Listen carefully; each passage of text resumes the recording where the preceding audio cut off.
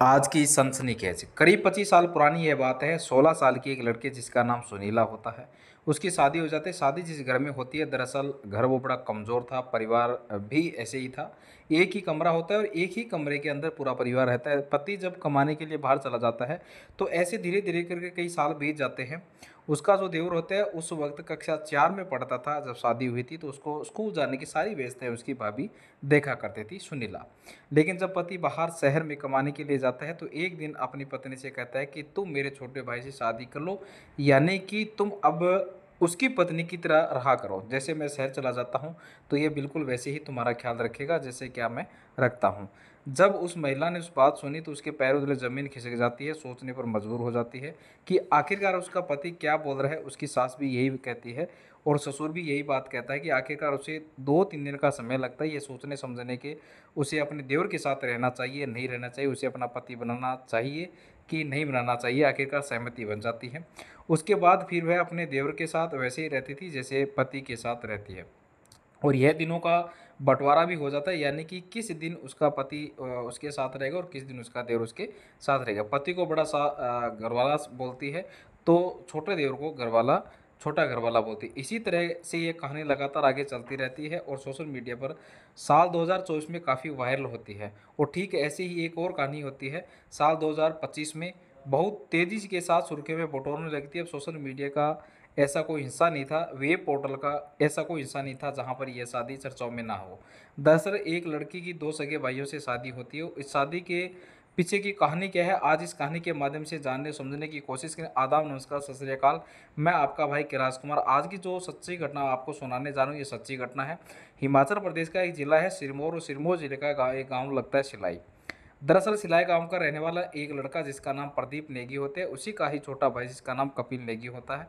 प्रदीप नेगी जो कि जल शक्ति विभाग में काम करता है, और साथ ही कपिल नेगी जो होता है वह विदेश में नौकरी कर रहा है हॉस्पिटल में, जिसमें कह सकते हैं कि जैसे मेहमान नवाजी किसी के करते हैं इस तरह से विदेश में नौकरी करता है। अब ये दोनों भाइयों के लिए शादी की बात चलने लगती है तो किसी रिश्तेदार ने कहा कि हमने एक लड़की ढूंढी है और लड़की बेहद खूबसूरत है, बहुत अच्छी लड़की है, देखने वाले में परिवार भी बहुत ठीक ठाक है। अगर तुम्हें कोई एतराज़ ना हो तो शादी की बात आगे बढ़ाई जाए। जब बात शादी आगे बढ़ती है तो ये गांव लगता है कोनहाट, जिस गांव का नाम होता है कोनहाट गांव। कोनहाट गांव के रहने वाले एक लड़की जिसका नाम सुनीता चौहान होता है। सुनीता चौहान की जब फोटो दिखाई जाती है परिवार में खुशियां की लहर दौड़ जाती है और आखिरकार इस रिश्ते की बातें हो जाती है।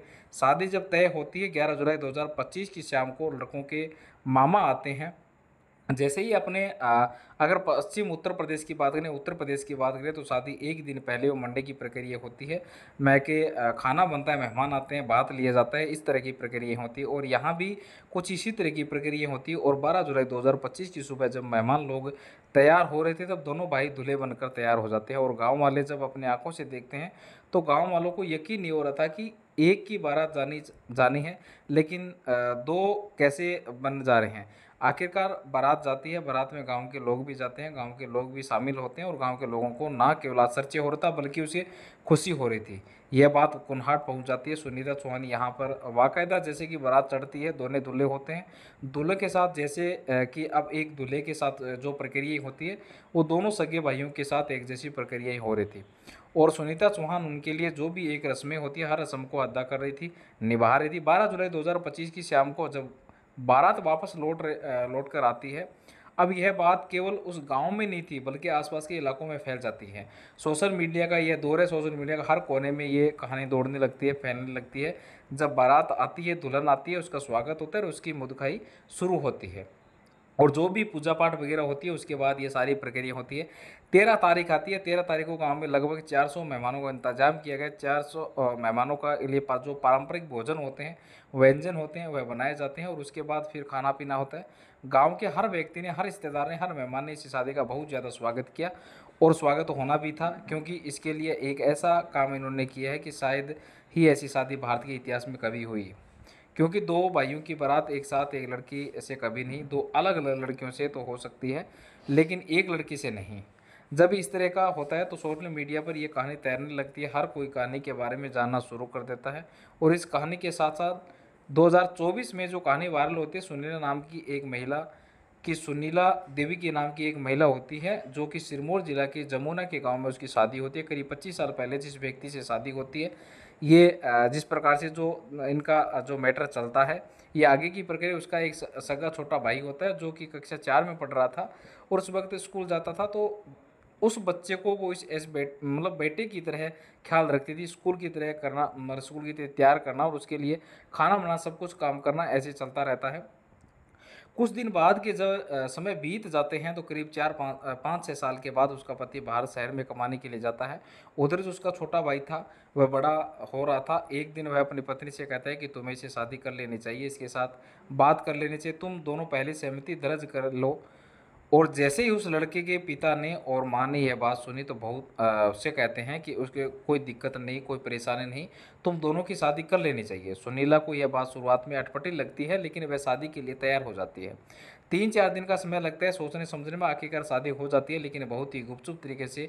अब आगे वक्त बढ़ रहा था, उनको धीरे धीरे करके बच्चे भी पैदा हो रहे थे। कुल मिलाकर 4 बच्चे पैदा हो जाते हैं। अब इन दोनों भाइयों से ऐसे ही जो सुनीला है उसके घर से थोड़ी ही दूर घर मीना का लगता है। मीना की कहानी और भी ज़्यादा विचित्र हो जाती है क्योंकि उसके पति सहित उसके 3 दो और देवर होते हैं। उसको दोनों देवरों से शादी करनी पड़ती है, यानी कि एक महिला के 3 सगे भाई होते हैं जो पति होते हैं उसके। अब यह आपस में एक बंटवारा करते हैं कि एक दिन उसको रहना है, अगले दिन दूसरे को रहना है, तीसरे दिन अलग को अलग रहना है। किसको अलग रहना है, किसको साथ नहीं सकते, जो आपका वार वाइज है, जो इस तरह से उनको आपस में बंटवारा होता है किसके किस दिन के पति को रहना है। तो यह बात बहुत ज़्यादा आसान हो जाता है। पति बाहर कहीं कमाने के लिए जाता है, किसी दूसरे शहर में रहता है, तभी पति अगर 2 होते हैं तो उसमें एक शहर में कमाने चला जाता है तो एक घर में रह जाता है। और पति अगर 3 होते हैं तो ऐसी स्थिति में फिर पत्नी दिनों का बंटवारा कर देती है और पति उसके हिस्सों में ज़्यादा संख्या मिल जाती है। आखिरकार ये ऐसा चलता रहता है। ये उत्तराखंड और हिमाचल प्रदेश की एक प्रथा है और इस प्रथा का नाम है बहुपति प्रथा। दरअसल एक बहू के पति कई पति होते हैं। इसे हम थोड़ी धन के नाम से भी जानते हैं, साथ ही इसको द्रौपदी के नाम से भी इन प्रथा को जानते हैं, पहचाना जाता है। जिस तरह से द्रौपदी के पति 5 पति होते हैं, ठीक यहाँ पर भी कुछ ऐसी कहानी होती है। लेकिन यहाँ पर ये धूमधाम से शादी जो होती है यह सिर्फ सबसे बड़े वाले भाई के साथ होती है। बाकी के साथ जो शादी होती है वो गुपचुप तरीके से होती है, एकदम शांत तरीके से होती है।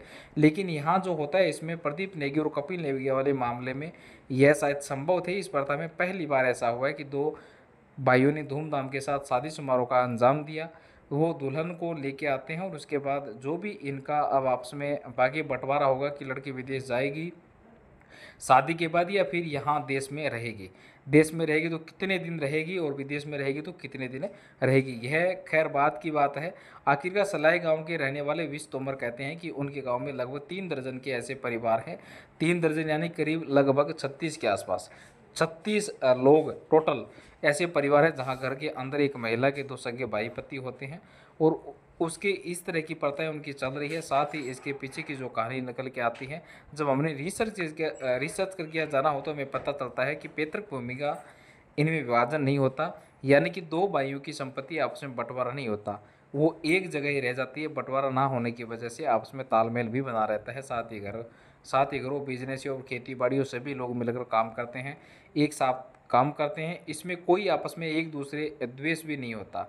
यदि एक भाई खत्म हो जाए तो महिला फिर विधवा नहीं मानी जाती, वह सुहागन ही मानी जाती है। साथ ही भाइयों में आपस में भाईचारा बना रहता है। ऐसे ही करते करते प्रदीप नेगी और कपिल नेगी की शादी लगातार सुर्खी में बनी रहती है। और तो सोशल मीडिया के हर कोई एक प्लेटफॉर्म हो, चाहे वो टाइम्स ऑफ इंडिया हो, चाहे वो हिंदुस्तान टाइम्स हो, फिर अन्य अलग अखबारों दैनिक जागरण हो, नवभारत टाइम्स हो, हर जगह ये खबर आप देख सकते हैं। दैनिक भास्कर से लेकर हर जगह ये खबर आपको देखने को मिल जाएगी। दरअसल लोग इस तरह की खुलेआम शादी नहीं करते हैं बल्कि चुपके से अपना शादी ब्याह करते हैं। इसमें एक और बड़ी खास बात यह है कि जहाँ पर यह सुनीला का मकान है, मीना देवी का मकान है, वहीं पास में ही जमुना गांव का में एक मुकेश का भी घर है। मुकेश के जब लोगों से पूछा जाता है, परिवार से बात की जाती है, तो मुकेश कहता है कि हमारी 5 पीढ़ी से लगातार ऐसे ही चलता आ रहा है।